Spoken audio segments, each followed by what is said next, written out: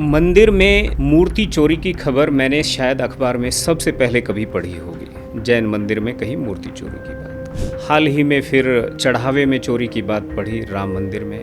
अभी फिर साथ के साथ बद्रीनाथ में कुछ खबरें सामने आई। खबर सिद्धि विनायक मंदिर जो है उसमें भी करीब 200 करोड़ के आसपास की खबर उसमें आ रही है। इसी के साथ में तिरुपति के अंदर वहाँ पर नकली घी की बात आई, बहुत बड़ा घपला और इस तरह की बातें भी आई। साथ में कुछ पंडे पुजारियों की भी बातें कई मंदिरों में आई हैं। इन सब के बीच में मेरे दिमाग में एक आइडिया आया, मैं आपके साथ वो साझा कर रहा हूँ।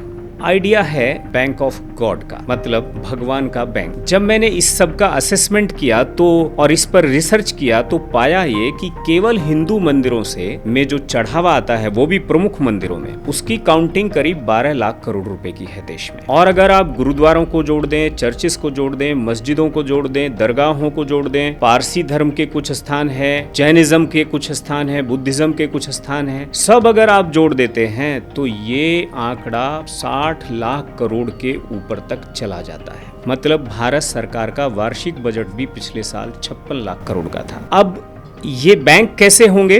तो मैं समझता हूँ जैसे bank of Rama, bank of Tirupati, bank of Ajmer Dargah, Ajmer Sharif, bank of Gurudwara Rakabganj, bank of Shravana Belagola, bank of XYZ, इस तरह से होगा। अब क्या होगा कि ये जो बैंक हैं, यहाँ पर रोजाना जो कलेक्शन हुआ है, ये एक बैंकिंग सिस्टम, वो रिटायर्ड बैंक के कर्मचारी भी हो सकते हैं, कुछ भी हो सकते हैं, वो बनाए बिल्कुल ट्रांसपेरेंट। जिस दिन का जितना चढ़ावा आया उस चढ़ावे को रोजाना भगवान प्रसाद के रूप में मान लिया। लड़के लोग जो हैं, जो स्टार्टअप के लिए जो सरकार पैसा देती है, वहां बैंकों में लोग लाइन लगाते हैं, कुछ बैंक का अधिकारी उसमें कुछ टोका टाकी करते होंगे, कागज ये वो, खाना पूर्ति, बहुत सारी बातें। यहाँ पर आप जाइए और भगवान से 10 लाख रुपया ले लीजिए। लेने के साथ में आप वहां पर बताइए, जो वहां पर कुछ लोग बैठे हैं, एक्सपर्ट लोग, उनको भी कि आप ये काम करने जा रहे हैं, और वहां पर भगवान का आशीर्वाद भी लीजिए, साथ में 10 लाख रुपये लीजिए, फिर अपना काम शुरू कीजिए, स्टार्टअप शुरू कीजिए। और जब आपको उससे मुनाफा होना शुरू हो जाए, आपको कोई EMI नहीं देनी है, कोई किस्त नहीं देनी है, इस लाभ का आप 10% जो है हर